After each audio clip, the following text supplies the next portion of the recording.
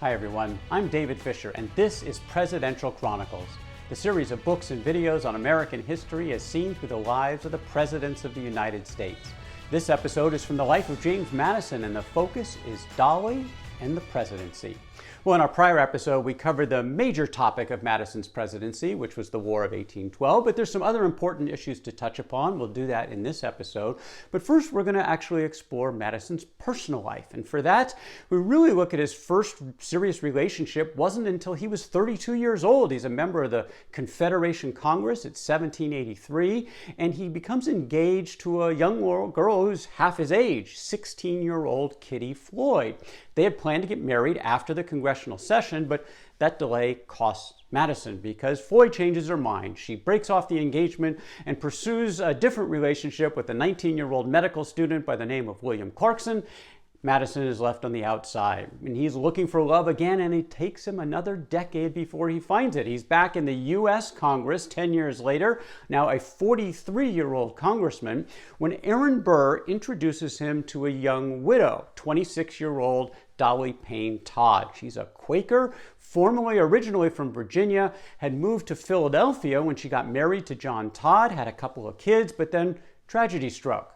Yellow fever epidemic, and she lost her husband and one of her children, and so she was available, and Madison was smitten as soon as he met the young Dolley Todd. And in fact, he said to one of Dolley's cousins, he, Madison, thinks so much of you in the day that he has lost his tongue. At night he dreams of you and stars in his sleep, a-calling you to relieve his flame, for he burns to such an excess that he will be shortly consumed, and he hopes that your heart will be callous to every other swain but himself.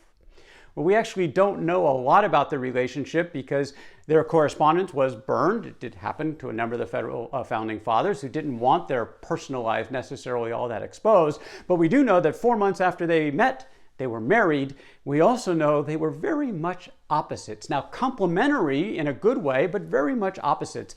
Dolley was much more social and outgoing in any situation, where Madison was pretty good in small groups with close friends, but totally out of his element in large gatherings and frankly, mostly a bore. Dolley was very much the opposite, and she was very popular, beginning with Thomas Jefferson's administration when Madison was Secretary of State. In fact, Dolley Madison often served a role as the White House hostess on behalf of Thomas Jefferson when he was president. Very popular, a big hit with the men and women in the Washington social circles. In fact, we have a couple of testimonies where Margaret Smith believed that Dolley Madison's hospitality won a popularity for her husband, which his cold and reserved manners never could have done. The author Washington Irving put it this way: Mrs. Madison is a fine, portly, buxom dame who has a smile and a pleasant word for everybody. Her sisters, Mrs. Cutts and Mrs. Washington, are like two merry wives of Windsor. But as to Jemmy Madison, oh, poor Jemmy, he is but a withered little Applejohn. Ouch, that might hurt a little bit, but it was basically true. James Madison, as President of the United States, just didn't have that sort of social characteristic in his DNA, but he had a wife who had it in spades. And she really came into her own as First Lady when Madison becomes president. In fact, they host the first ever inaugural ball. She instituted weekly receptions, very popular with people in and around Washington. President Madison showed up to these receptions, but he was usually off in the corner. The center of attention was much more his wife, First Lady Dolley Madison. Dolley Madison was really elevated in the public eye at one of the lowest points of her husband's presidency, the day the British burned Washington. They burned the Capitol building, they burned the Executive Mansion on August 24th of 1814 in the midst of the War of 1812. What did Dolley Madison do? Well, she was a hero. She waited until almost the last second to leave the Executive Mansion, collecting all of the materials, state papers, other rare antiques, whatever she could get her hands on, including this very famous painting that Gilbert Stuart did of George Washington. She had it ripped off the walls and escaped with a lot of these prized possessions in her possession. A heroic moment for Dolley Madison and a very low point for her husband's presidency. After the war ended, well, we can talk about a couple of other key elements of Madison's presidency, including another war. That's right. Madison went to war against pirates on the Barbary coast. This was off the coast of North Africa. Now, Thomas Jefferson, when he was president, also had problems for American shipping with the Barbary Pirates, and he went to war essentially without any congressional approval. He sent the U.S. Navy, and it was very successful.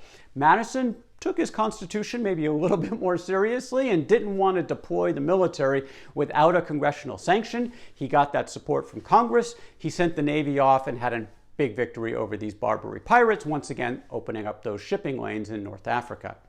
Now, Madison had some changes of heart in his presidency. Previous positions, now a little bit different. One of those was in the area of protective tariffs. He had long been opposed to those, but he did sign one in 1816, showing a little bit of a change of heart. The bigger change, though, had to do with the National Bank. Madison was so opposed of the National Bank back in 1790 when Alexander Hamilton introduced it as part of his economic plan on behalf of President Washington. Madison thought that it was a bad policy, it was centralizing too much power, and he felt it was unconstitutional, an abuse of the necessary and proper clause, part of the Constitution.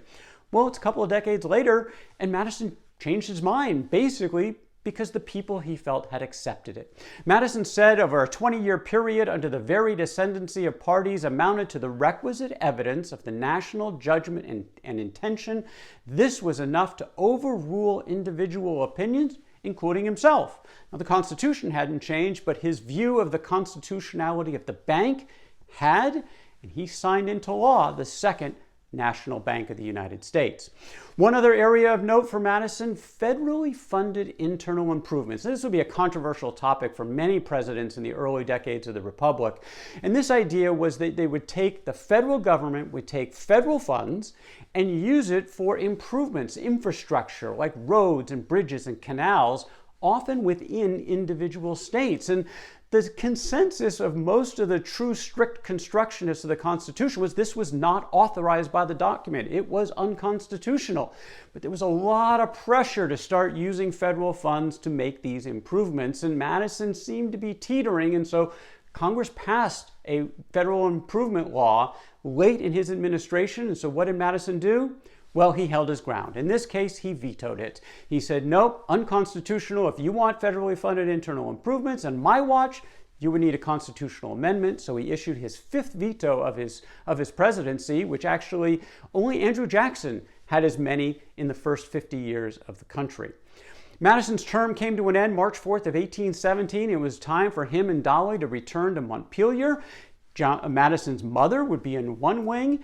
James and Dolley would be in the other wing as they get ready for his retirement, but that is the story for another day. That is James Madison and Dolley and the Presidency from the life of James Madison. For more presidential chronicles, check out my books on Amazon.com, and don't forget to subscribe to my YouTube channel. Until next time, I'm David Fisher, and this is Presidential Chronicles.